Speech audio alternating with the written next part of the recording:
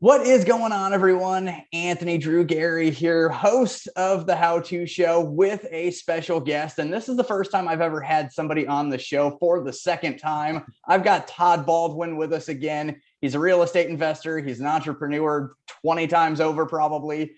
He's a YouTuber. You can check out his channel. I'll link to it down below. But Todd, welcome and joining. Thanks for joining me this episode of the show. How you doing, sir? Hey, I am doing so great. Thanks for having me back on. I actually didn't know that I'm the first guest to come back twice, so I feel quite special. So thank you for having me on again. Absolutely. And so I wanted to spend some time having fun on this episode. And the background image that you're seeing right now is the Monopoly board. This is what we're going to talk about today. The holiday season is upon us, and I don't know about you, Todd, but if your family is anything like my family, you get together over the holidays, you get together with friends, you spend time together, you might play board games, and if you're really, really excited to flip your table over because somebody cheated you, you might play Monopoly. Absolutely. Hey, Monopoly is the game that taught guys like us why it's important to own property. So I'm a huge fan of the game, and yeah, it's a great time to, it's a great way to spend time with friends and family, and you can learn something. Yeah, I agree completely. I got a good group of friends who won't even play with me. They say, "You play Monopoly for a living. I'm not going to play with you." But we're going to uncover all the secrets today. And we're going to talk about how to win at Monopoly because even though the board's got a whole bunch of colors and the rules are really complex, there's some strategy involved. And you can get good at this game just by knowing what to do. And so I think the first thing that I want to open it up to you, Todd, when you start to think about the game, how do you start to set yourself up? What sort of strategies are you looking at right out of the gate? Hey, that's a really good question. So I know some folks don't like to buy anything, whether it's Monopoly or in real life. They just sort of collect their salary, they pass go, they don't buy any assets. That is not the way to win the game of Monopoly. It's not the way to win the game of life. So you do have to own assets. As far as what I choose in Monopoly, I usually skip over the very cheapest ones, and I almost never buy the most expensive ones unless it's to block somebody else from getting that monopoly, just because it's so expensive to buy and build.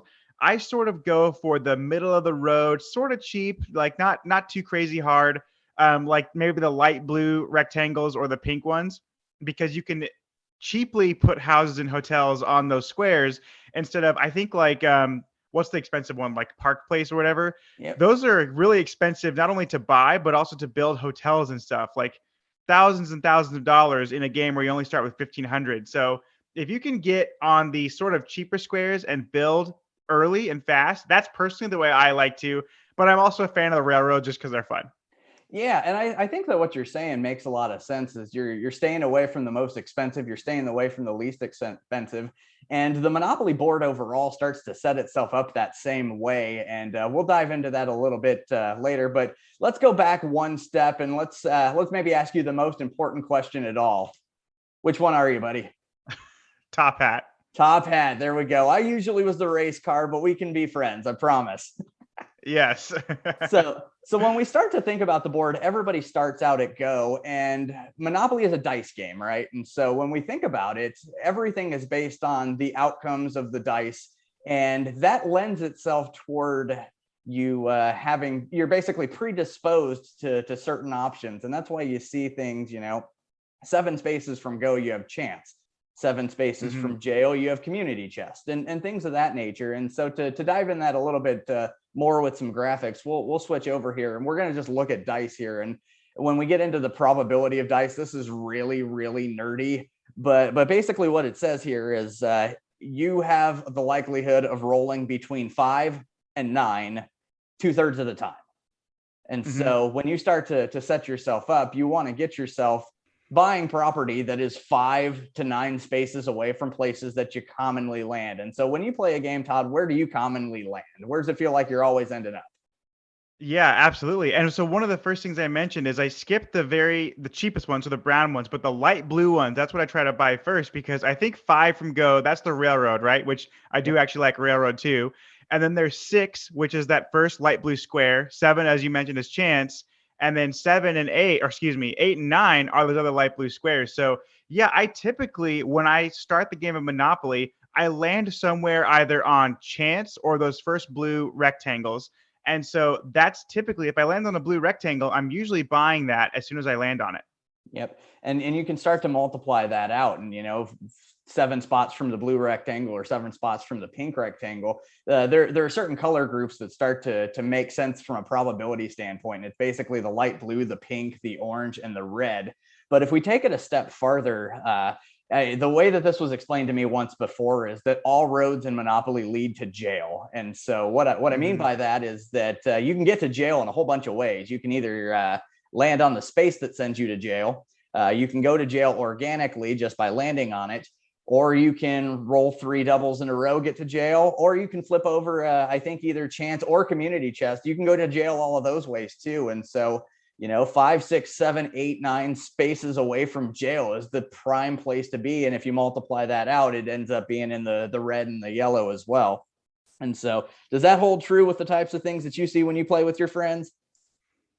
Yeah, that probably makes a lot of sense. It's fun to have the get out of jail free card, but yeah, still, if you're going there, then you're absolutely right. That's probably jail is probably the most landed on square in any given game of Monopoly because a lot of people are going there. And you also start, I think you're right. So if you can figure out, okay, well, I'm most likely to roll a 7, for example. If you can map out 7 spaces from jail, that's a good strategy. And so to take that a step further, we find ourselves in certain spaces more often than others. But I want to draw some attention to that when we think about all the different cards in play. And so you've got 16 chance cards, you've got 16 community chest cards, and if you're a gambler or if you spend a lot of time in Vegas, you count cards by the 52s. So you should be able to count cards by the 32s, right? And so when you think about chance and community chest that way, when there are certain cards that you want to have, there are certain cards you want to stay away from. And if you know where they are in the deck, I take that back. You're not going to know where they are in the deck, but if you know that they've been pulled recently or that they haven't been pulled recently, I'm not saying you can avoid them, but you can at least be thinking about that. And the one that comes to mind the most is the street repairs and the house repairs. That can really be a detriment if you're catching that card late in the game. Maybe it's a scenario where you stay in jail hoping that somebody else hits that card. But I wanted to spend some time talking on the cards because not all cards are created equal. And when you think about chance, I really want to dive in on this. There's 16 chance cards, and 10 of them have you move from the space you're at to a different space on the board. And what that ultimately does is it causes you to circle around either to one of the railroads or to, I think, Illinois is one of the options, or to the utility. And basically what that does every single time is it causes you to bypass all of the green, all of the blue, and basically this entire 4th row of the board. And so the 4th row of the board has the most expensive stuff on it, but from a probability standpoint, there's a decent chance that you're going to pick up a card that's going to cause you to bypass it anyway. Mm-hmm. And so, thinking about that, you talked about railroads. Tell me why you like them. Is it because they're spaced out, or is it because they're multiplication force? Tell me more. Sort of both, yeah. So as you mentioned, there are chance cards that say go to the nearest railroad, or go to Reading Railroad is a popular one that comes up quite a bit. Also, if you own all of the railroads, it's been maybe about a year or so since I've played Monopoly, but I think like if you have one railroad, you get $25. If you have 2, you get 50. If you have 3, you get 75. 4, you get 200, something like that. So it adds up pretty nicely. And each railroad is only a couple $100. So yeah, I do like railroads a lot. I like how they're spaced across the board. And this is why too, you mentioned it perfectly. The reason why I typically skip over the most expensive properties, unless it's again to block someone, is because it's actually pretty rare that you get on that side of the board, because you can go to jail, or you can bypass it with a chance card, or you can revert back. So yeah, those spaces are the least likely to be hit.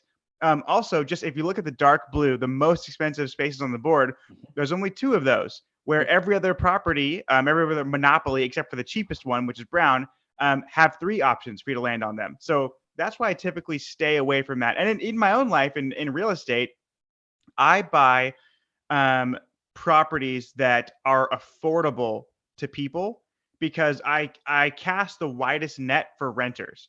So if I'm only focusing on the highest end of apartments, I might have a lot of vacancies because if those apartments go for $5,000 a month, who can afford that except for a small group of people? But I own houses that I rent out by the bedroom. Average rent is like $800 or $900, and so many more people can afford that rent, just like so many more people are landing on the cheaper properties here in Monopoly. Yeah, you're getting real estate investing advice, even though you didn't expect it. And that's one of the perks of talking to Todd. He's a wealth of knowledge on all sorts of things. And I will link in the show notes to the episode that I did with Todd on how to lease houses by the room. He spits fire the whole episode, and I highly recommend you check it out. It's one of my better watched shows, anyways, and it's because I'm not the only one doing the talking. So, bring that all full circle. We talk about the things that you want to get into with the railroads, and I think it's important to talk about the utilities kind of alongside the railroads, and because basically everything that the railroad is, the utility is not, and so there's only two utilities, so the probability of landing on them is a lot lower, and the way that the utilities are structured, I think it's a 4 times multiple of the dice, or it's a 10 times multiple of the dice. So in the best possible scenario, you roll a 12. You land on a waterworks. Somebody else has both of them. You're paying $120. The likelihood, if we go back to probability of rolling a 12, is 2%. And so 2% of the time you're going to get $120, or you can buy the railroads instead. So if you've got the opportunity to buy the utilities, maybe you buy them and try to trade them away. Maybe you buy them and mortgage them just to stop other people from playing them. Or maybe you ever so often you just don't buy an item. And talk to me about that, Todd. When you decide that you're going through the process and you don't buy something, I know this gets into house rules a little bit. Do you often auction them off, or do you just kind of skip that part of the game? Yeah, so typically, well, it sort of depends. So it depends on how many people that I'm playing with. Yep. Um, if I'm playing with only one other person, I take advantage of bidding, where I don't even like say, "Oh, I'm going to buy this." I say, "I'm going to bid $5 for this, $300 square," and I'll see if they bid up. Or I might make them overpay for it. Like if they don't want me to get it, maybe I'll make them pay $500 for a rectangle that's only cost 300. If I'm playing with a much larger group of people, and there's just more variables and other people can start getting on the bid too, I typically just buy the thing if I want. But the most profitable deals I've ever done are the ones I don't buy. And it's because I don't buy them because they're a bad idea. Just like in real life real estate. So I live in a duplex right now. I looked, I believe, for 10 months, literally every day looking at properties for 10 whole months before I decided on this duplex, meaning that there were hundreds of properties I didn't buy. And it goes the same here in Monopoly. There's a lot of stuff that I pass over.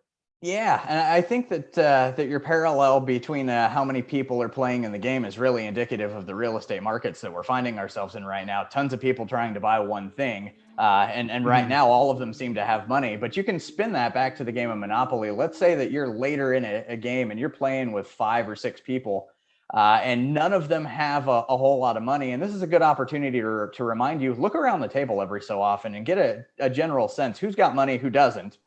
Because if you find yourself, the very last piece on the board is Atlantic, and Atlantic costs 260, and you land on it, you got an opportunity to buy it, but you can look around the table and see that nobody has more than $100.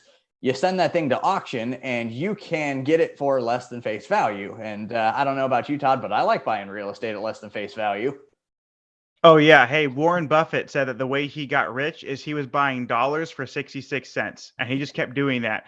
But no, see, I kid you not. I actually had a game similar to that. This is a couple years ago where I did the bidding strategy early on because I knew people were aggressive. And so I would bid on, the blue ones or the brown ones or whatever.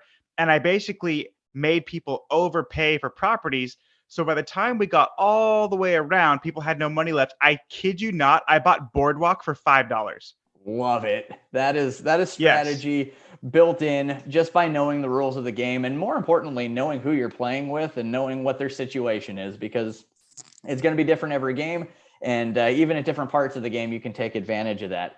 So now I want to talk to a little bit about making improvements, because that's really how this game is won. Ultimately, you really can't win a game of Monopoly without getting some houses or some level of improvement. And so let's switch over to some of the deed cards.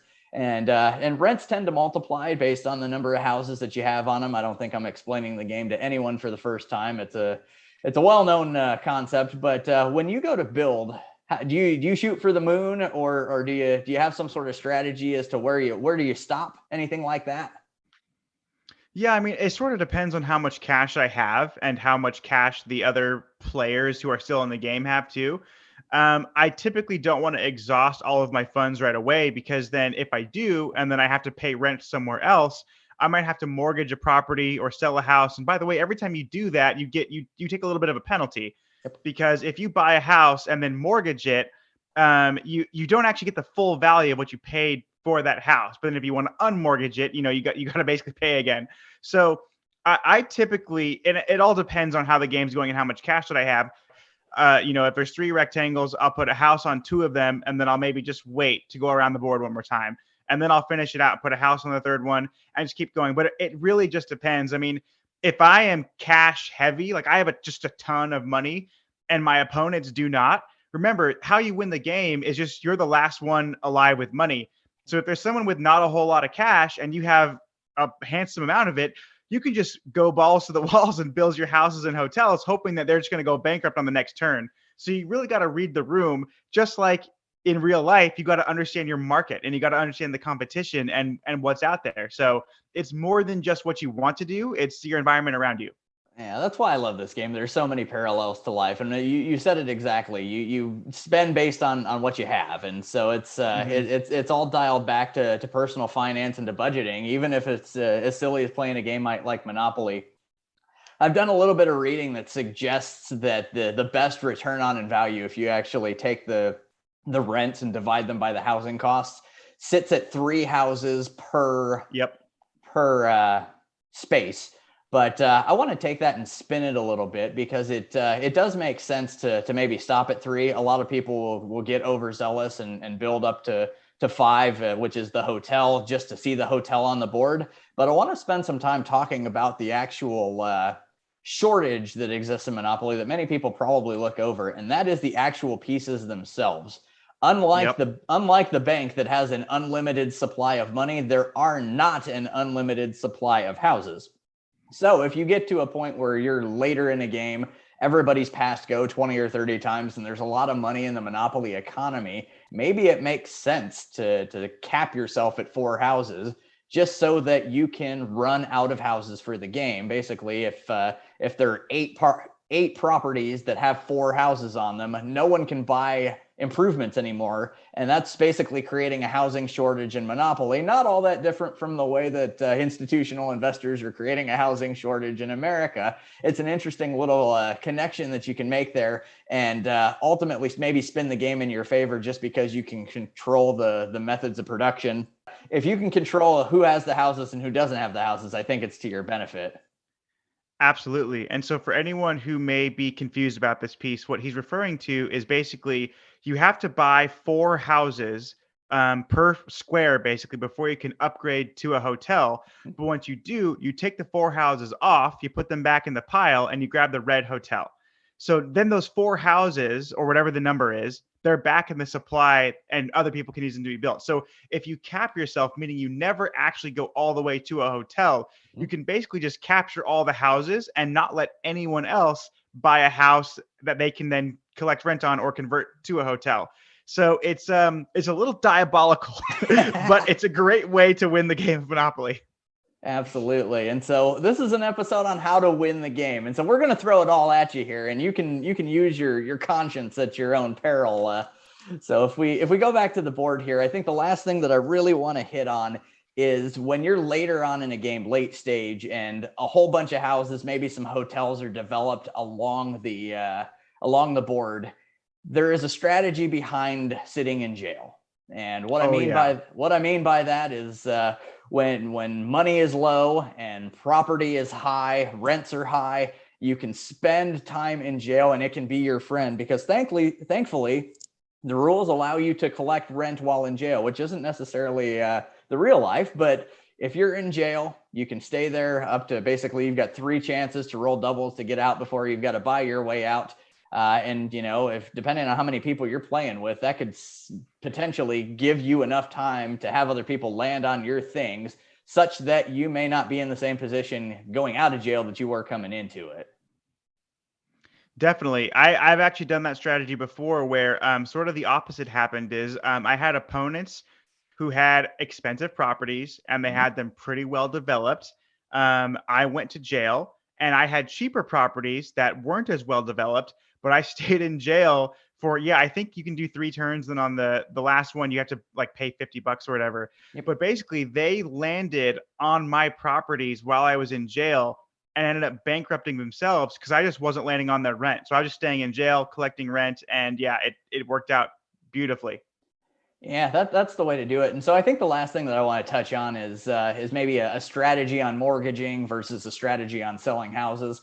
Let's say that you find yourself in a real bad situation, you roll and you hit somebody's hotel and you don't have the money. Do you have a pecking order of how you start to get yourself out of the hole by turning things over? Yeah, so and again, it sort of depends on like what properties I own, but if I remember correctly, you can't mortgage a property that a house sits on without selling the house first. So Mhm. you can mortgage a different property. Like let's say you own all the reds and you own the pinks or whatever, and your houses are on pinks. You can't mortgage pink without selling the pink house first, but you can mortgage your red. So Mhm. I don't love to get rid of anything, but if I have to, I think my strategy, just depending on where they're placed in the board and what my cash looks like, would be to keep at least some developments when they land on it. If it's like one that statistically they're likely to land on it, they will, and they'll, have to pay me a bunch of rent. I would like to keep that if I can stay afloat by mortgaging other properties that maybe the odds of them landing on it aren't as high. Yeah, I think you're hitting the nail on the head there is to mortgage your unimproved properties before you were to sell any of your improvements off. And I think that's the way to do it. I think it's the right way to do it. And overall, these are the best takeaways that I have to get you to win your game of Monopoly with your family this weekend. And I highly recommend it. If you haven't played Monopoly with your family in a while, encourage it to happen this holiday season. Somebody will moan and groan, but at the end of it, you will make a memory for this holiday season that you wouldn't have otherwise, even if it is Uncle Rico flipping the table over because he's pissed and he lost. Absolutely. Yeah. So with that, that's going to wrap up this episode of the show. As always, you can share this video with somebody that may get some value out of it, or better yet, keep this one to yourself and beat your family at Monopoly. And then share the video with them afterwards. You leave a comment if you do play and you've got any other tips that we didn't cover, because I'm always looking to get better at this game, and like real estate investing at all, always looking to get better at that as well. And so Todd, I want to thank you for coming on the show for the second time, and maybe we'll get a third in once I get something a little more concrete than playing a board game, buddy. Hey, this was great, man. I enjoyed coming on. Thanks for having me. And yes, put in the comments because we want to hear your strategy. We want to hear if you took our strategies and won against your family this holiday season. And yeah, hopefully you win the game of Monopoly. Fantastic, man. We'll talk again soon.